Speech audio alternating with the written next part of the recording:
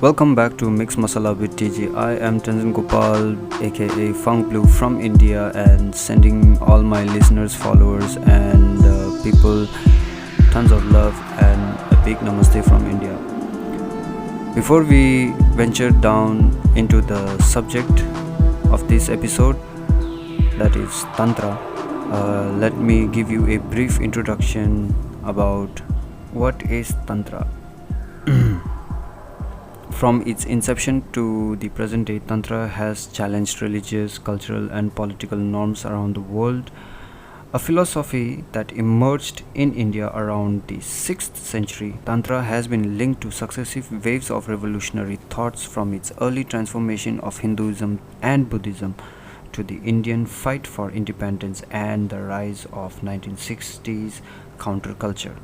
The Sanskrit word Tantra derives from a verbal root tan, which means to weave or compose, and refers to a type of instructional text, often written as dialogue between a god and a goddess. You can visit the page britishmuseum.org in order to understand the basic structure of what Tantra is. Tantra outlines a variety of rituals for invoking one of the many all powerful tantric deities, including through visualizations and yoga. Requiring guidance from a teacher or guru, they were said to grant worldly and supernatural powers from long life to flight alongside spiritual transformations. Many texts contained rituals that transgressed existing social and religious boundaries. For example, sexual rites and engagements with the taboo, such as intoxicants and human remains. Tantra challenged distinctions between opposite by teaching that everything is sacred, including the traditionally profane and impure. The rise of Tantra. The development of Tantra in medieval India coincided with the rise of many new kingdoms across the subcontinent after the breakdown of two major dynasties, the Guptas in the north and Vakatakas in the southwest. Although this led to political precariousness, there was also a great flourishing of the arts. Many rulers were drawn to Tantra's promise of power, and public temples often incorporated tantric deities as guardians. This included the tantric Hindu god Bhairava. He famously decapitated the orthodox creator god Brahma to show the superiority of the tantric path and used his skull as a begging bowl. Early tantric practitioners, tantrikas, emulated his fearsome and anarchic appearance in order to become him, while rulers worshipped him in order to strengthen their political positions. One of his early followers was the poet Saint Karaikal Ammayar, who abandoned her role as an obedient wife to become his follower. Tantric initiations was open to people from different social backgrounds. This challenge to the caste system made Tantric especially appealing to women and the socially marginalized. Divine feminine power. The Tantric worldview sees all material reality as animated by Shakti, unlimited divine feminine power. This inspired the dramatic rise of goddess worship in medieval India. Tantric goddesses challenged traditional models of womanhood as passive and docile in their intertwining of violent and erotic power. Their characteristics were tied to a uniquely tantric tensions between the destructive and the maternal. The seductive but dangerous yoginis were shape-shifting goddesses who could metamorphosize into women, birds, tigers, or jackals as the mood took them. Initiated tantrikas sought to access their power from flight and immortality to control over others. The yogini above is part the yogini is part of a group that would have once been enshrined in a yogini temple. Her earrings are made of a dismembered hand and a cobra, and she has fangs. The yoginis were believed to offer protection to kingdoms against epidemics or enemy forces and assist in the acquisition of new territories. Most yogini temples were circular and unique in their roofless design. 64 yoginis encircle the interior walls of a 10th century temple in Hirapura, Odisha, eastern India. Tantric Yoga. The allure of Tantra, with its promise of longevity and invulnerability, retained a hold over those in position of power between the 16th and 19th centuries, include Rajput, Mughal, and Sultanate rulers. From one form of tantric practice that became especially popular was Hatha Yoga, yoga of force. Yogis used complex postures and muscular contraction to direct the flow of breath. Techniques included visualizing the goddess Kundalini, an individual source of Shakti, as a serpent at the base of the spine. Around her is a network of energy centers known as chakras, each of which contains a deity. Together, they make up the yogic body. Through breath control, Kundalini rises like a current, infusing the chakras with power. Awakening Kundalini became the practitioner's ultimate goal. The spread of Tantra across Asia, also known as Vajrayana, the path of thunderbolt, Tantric Buddhism flourished in eastern India.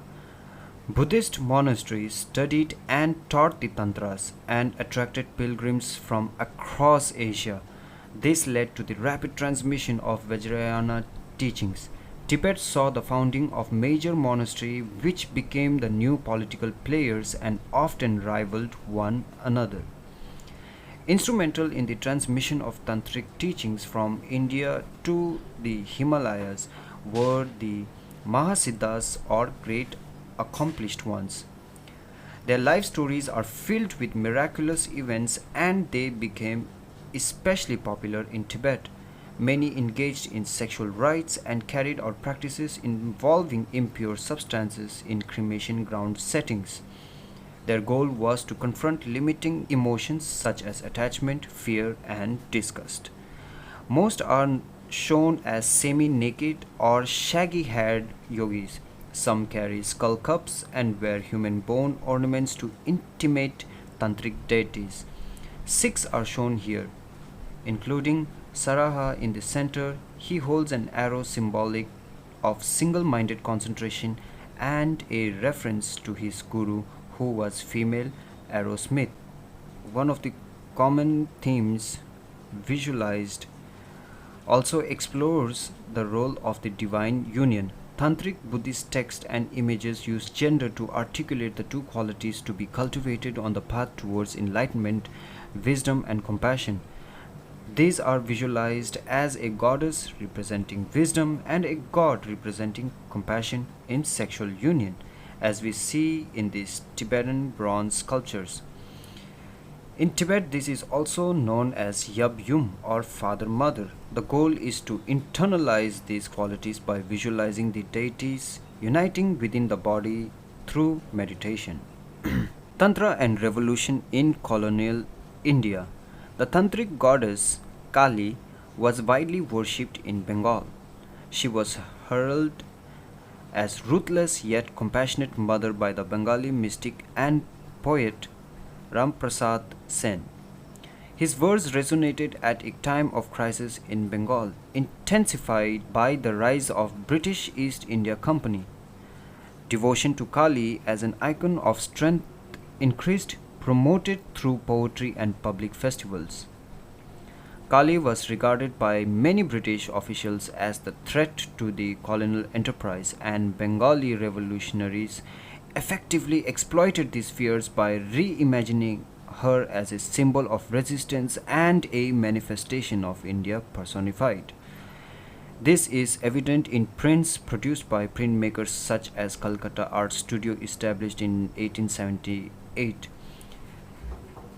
An example continued to circulate after 1905, when Bengal was partitioned by British to weaken the growing independence movement. A colonial administrator identified the decapitated heads of this print as suspiciously British looking, leading to its censorship. The art of Tantra.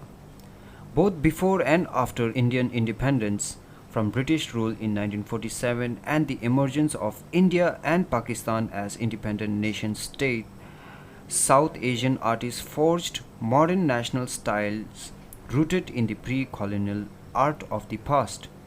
Many were inspired by Tantra's engagement with social inclusivity and spiritual freedom. In the 1970s, artists associated with the Neo Tantra movement adopted certain tantric symbols and adapted them to speak to the visual language of global modernism, particularly abstract expressionism. The painting by Bangladeshi artist Bhindi reflects the influence of concentric shapes of mandalas, which frame luminous central deities. This center point is also understood as an expression of cosmic creation. In the UK and the US in 1960s and 1970s, Tantra had an impact on period's radical politics, where it was interpreted as a movement that could inspire anti-capitalist, ecological and free love ideals. Tantra was reimagined as a cult of ecstasy that could challenge stifled attitude to sexuality.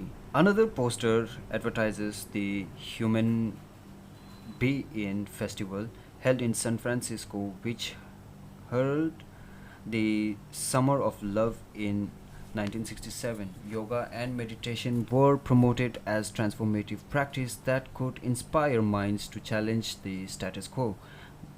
The poster includes the portrait of a yogi taken in Nepal. Yogis captured the popular imagination in the West as countercultural role models. Today, 200 years of shifting interpretations have left many misconceptions about what Tantra is or what it actually involves. Tantra is not independent of Hinduism and Buddhism but has pervaded and transformed both traditions from its inception. As a worldview, philosophy, and set of practices, Tantra is as alive as ever. Sects in India, including the Aghoris, reveal the enduring power of the movement. Their practices include smearing their bodies with the ash of burnt corpses from funerary pyres, and act which is traditionally deemed polluting in India. For the Aghoris, transgressive practices are an expression of the Tantric assertion that all is sacred and there is no distinction between what is conventionally perceived as pure and impure, just as there is no distinction between the self and the divine. By shattering society's cultural condition of the mind, the Aghoris transcend ego-led emotions such as fear and aversion and instead nurture a non-discriminating attitude that draws on the repressed power of the taboo. Tantra and the female gaze. In the contemporary art world, female artists have harnessed tantric goddesses through the bodies of real women, evoking them in a feminist gaze. The title of the almost 3-meter tall mixed media painting, Housewife with Steak Knives, challenges the stereotype of the submissive wife confined to the kitchen. It is by Bengal-born British artist Sutapa Biswas. Here the housewife as Kali wears a garland of heads that the artist describes as figureheads of authoritarian patriarchy. And before we now get into the conversation with Pranay Chakraborty, I would like to request all my listeners to follow up, and if you have any questions regarding the subject, you can DM me in my social media pages, or you can also email me at the email ID tanzangopal@gmail.com. And since this episode is going to be really long, we are planning to divide this episode into 2 parts. So yeah, the first episode will contain Prannoy giving a brief introduction about his work, his ideas, his ideology, his way of working, and his thoughts towards art. And in the second part of this episode, we will dive deeper into details about what his subject focuses on.